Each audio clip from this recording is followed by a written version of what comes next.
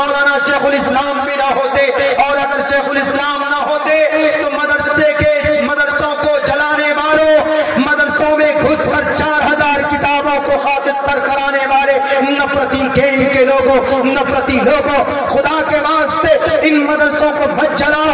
भारत का संविधान इजाजत देता है, तुम नहीं जानते हो तो पढ़ो। आर्टिकल नंबर 30 के अंदर कहा गया, all minorities whether based on religion shall have the right to establish and administer educational institution on their choice. अपनी मर्जी से अगर माइनॉरिटी का आदमी मदरसा चलाना चाहता, अपनी जुबान के आधार पर, अपनी ग्रंथ के आधार पर भारत का संविधान उनको इजाजत देता है। इसलिए मैं कहता हूं कि जवानों, तालीम हासिल करो, अपने संविधान को पढ़ो, कुरान पढ़ना जानो, प्रियम्बल को पढ़ना जानो, इस देश की तारीख को पढ़ना जानो।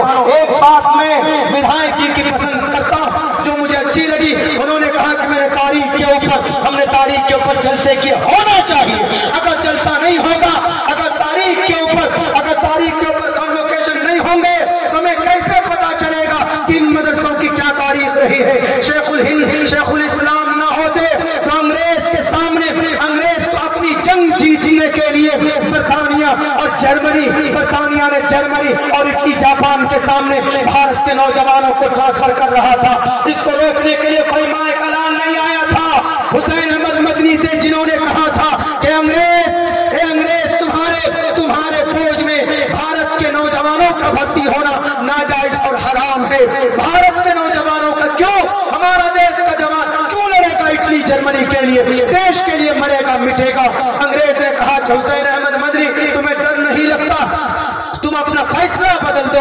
उनके किसी चाहने वाले ने कहा, हुसैन अहमद मदनी ने कहा अगर फैसला बदल दिया तो तारीख बदल जाएगी, लोगों के ईमान बदल जाएंगे। उन्होंने कहा डर नहीं लगता, कहा कि मुझे डर किससे, कफन मेरे साथ है, बताओ कौन से तोप के गोले के सामने खड़ा होना, बताओ कौन सी गोली में इतनी ताकत है जो हुसैन अहमद मदनी के सीने को चीर कर निकल सके। ये हुसैन अहमद मदनी थे जिनकी ललकार को सुनकर अंग्रेज का खून पानी हुआ था, अंग्रेज की हड्डी में कमजोरी पैदा हुई थी। अगर ये मदरसा न होता तो आज के देश आजाद नहीं होता। मदरसों की तारीख, मदरसा चलाने से पहले, मदरसा को मल्यमेट करने से पहले मदरसों की ये तारीख रही। ऐसा नहीं है कि जनाब अभी ताकत हमारे पास है, हम जो चाहेंगे वही करेंगे। आपसे भी बड़ी बड़ी ताकत के लोग इस धरती पर आए। हिटलर आया चला गया, फिरौन आया चला गया, नमरूद आया चला गया, हामान आया, कारून आया, अबू जहल आया चला गया। हर किसी के जमाने में अल्लाह ने किसी को हक बनाकर पेश किया है। आज के जमाने में कुरान की 24 आयतें पूरे कुरान पर इलिगेशन से लगाओगे तो हम जैसे ना चीज, हमारे उलमा तो बात की बात है, बाद में नंबर आएगा उनका। हमसे पहले निमट लो, हमसे पहले सच्चाई बयान करेंगे इंशाअल्लाह। ऐसा नहीं है, आप जो कुरान भी हो, I completed my remembered by heart all Quran Kareem when I was 11 years old. I spent 14 years in a madrasa. मदरसे में पढ़ा, 14 साल की जिंदगी मदरसे की रही। ऐसा खाना आज भी मिलता है मदरसे में कहीं कहीं। इतनी मेहनत मशक्कत करके बच्चे कुरान करीम की तालीम हासिल करते हैं। अगर आप वहाँ का निजाम देख लो, दारुल देवबंद में जब हमारा दाखिला हुआ सन 2011 के अंदर, तो जिस रूम में हम रहते उसमें पंखा भी नहीं था। अपने पैसों से पंखा खरीद कर, जो पुरानी बिल्डिंग है, आज भी वहां पर पंखा आपको किसी कमरे में नजर नहीं आएगा। पसीने में शराब और होकर बच्चे पढ़ते, किस लिए? अल्लाह की रिजा के लिए, ईश्वर के करीब हासिल होने के लिए। और ईश्वर का करीब होना हो तो उसकी विशेषताओं को जानो। प्रश्नोत्तरी कहता है कि हेतु ब्रह्मगति स्थांति सत्संगति दान विचार दोषा, कि जमीन पर ईश्वर के करीब होना है तो ईश्वर के विशेषताओं का चर्चा करो। राजनेताओं का चर्चा नहीं, ईश्वर के विशेषताओं का चर्चा करोगे तो ईश्वर के करीब होते चले जाओ। तो ये गलत फहमी लोगों ने कुरान के ताल्लुक से पैदा कर दी कि नहीं जनाब, आपके कुरान में 24 आयत है जो हिंदुओं को मारने और पीटने की बात कही गई है। ये गलत बात, बहुत ही गलत बात। मैंने भी आपके सामने एक्सप्लेन किया।